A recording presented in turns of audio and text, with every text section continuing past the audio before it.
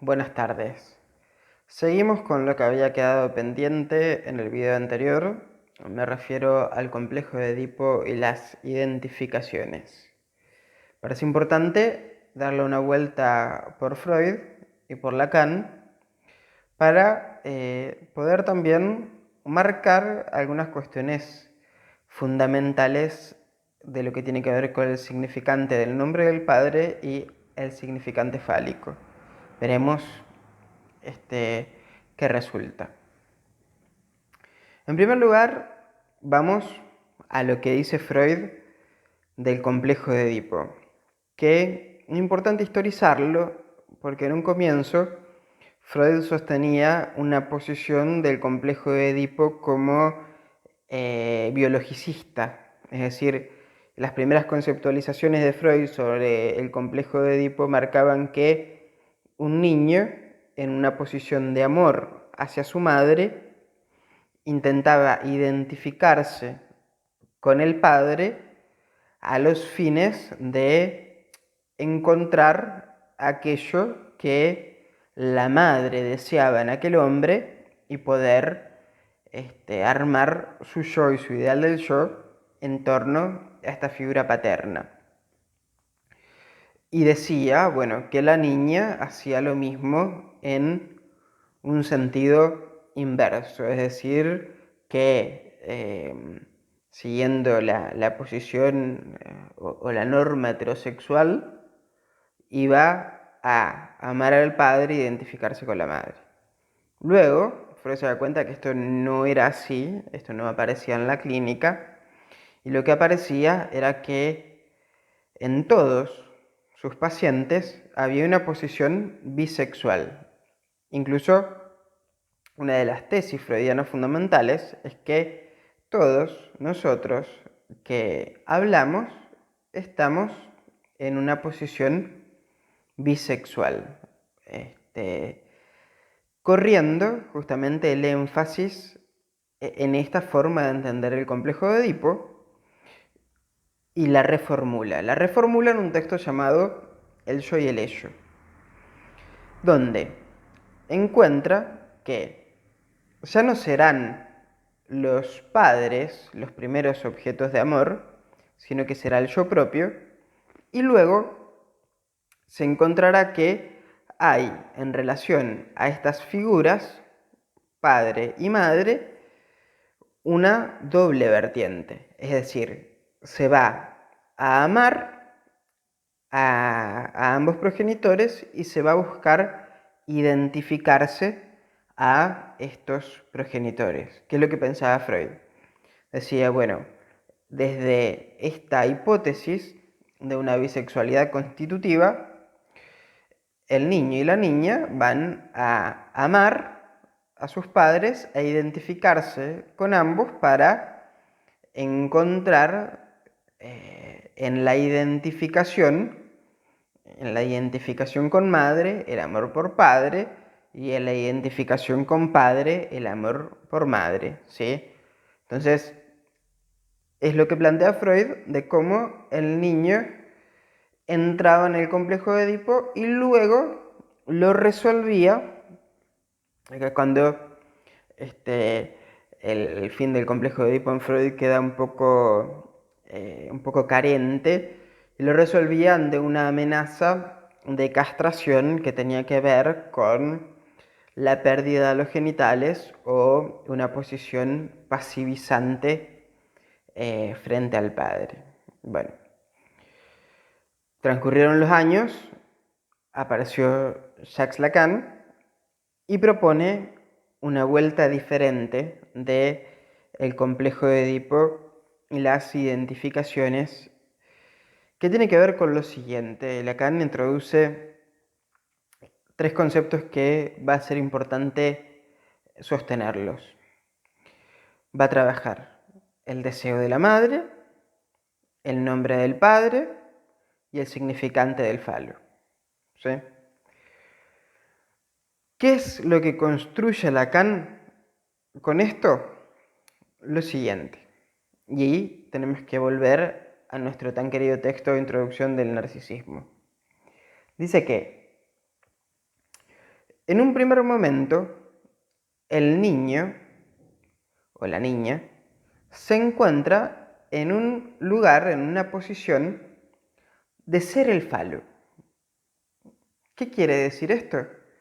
De ser aquel significante que va a tapar, a resarcir la falta de la madre, ¿sí? Y la madre va a estar en falta porque es un ser hablante como todos nosotros. Todos estamos en falta. Vamos a ver justamente ahora de qué trata esta falta.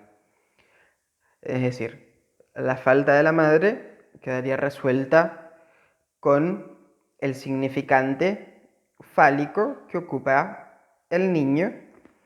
Y Lacan dice, en ese momento, el niño se encuentra en una posición narcisista, conformando una misma cosa con la madre, que va a tener que ver con lo que Freud llamaba la madre fálica, el hijo narcisista. Entonces ubica Lacan el deseo de la madre y del otro lado lo que llama el significante del nombre del padre, que insisto con lo mismo, si bien tienen los términos madre y padre, acá todo este proceso se da de la misma manera independientemente de los géneros anatómicos, ¿sí? Hablamos de posiciones significantes, ¿sí? El significante materno como aquel significante que estaría en primer lugar en una posición de completud con esa niña o ese niño que ha parido y ocupa un lugar fálico. Significante del nombre del padre va a ocupar justamente la posición de ser aquello, ser aquel significante que habilite para la criatura que hay algo más en esa madre que el deseo por el niño, es decir, el deseo que Freud llamaba incestuoso. Va más allá y encontramos que se pasa de una posición de una madre fálica a una mujer deseante que tiene un hijo. Entonces, que haya una mujer deseante tiene que ver con que haya ahí un significante que habilite que el deseo no se dirige solamente hacia una misma cosa. A ver, también esto se podría dar en un sentido diferente y que sea un hombre quien ocupe una posición materna y no quiera, por ejemplo, que su hijo en una posición fálica se raspe, ¿sí? Esto es el deseo materno que un hombre puede tener hacia su hijo, que no se raspe. No, ¿cómo va a jugar al fútbol? Se puede pegar en la rodilla, le van a pegar una patada. Eh, ¿cómo el nene va a ir a danza y mirá si se equivoca en una coreografía y toda la gente queda ahí y lo ve y él se pone nervioso? Bueno, esto es la posición, si se quiere, materna de ubicar al hijo o a la hija en un lugar justamente fálico, ¿sí? Que está ahí como una especie de estatua para poner en la mesa de luz. Entonces, si hay justamente la posibilidad de una falta que se transmita, ya sea de el deseo materno que habilita a un significante 2, significante padre, que esa criatura pueda salir a encontrarse con el mundo, que pueda salir a tropezar, a golpearse, a hacer cosas, hace que el niño vea que, o la niña, el falo empieza a circular, dice Lacan. Es decir, que La cuestión del falo ya no se es el falo, ¿no? Ya no se es uno entero, aquello que va a complacer a los padres, es decir, que va a estar siempre con salud, que por ejemplo en una posición fálica un poco más adulta, bueno, hay personas que dicen que no van a fumar o no van a tomar porque Dios les dio un cuerpo sano. Entonces, como tienen un cuerpo sano, no van a enfermarlo con esas cosas como el tabaco o como el alcohol. Bueno, esto es ubicarse en una posición fálica donde la madre sería Dios. ¿Sí? Entonces, ¿qué pasa? Cuando este lugar de ser el falo para el otro queda interrumpido por un significante, nombre del padre, le llamaba Lacan, va a habilitarse la posibilidad de que se salga a buscar entonces cuál es el falo, ¿no? De qué manera lo puedo tener, porque siendo el falo, bueno, la cosa se vuelve un desastre, porque no hay lugar para revolcarse en el barro del deseo, ¿no? El deseo justamente es eso.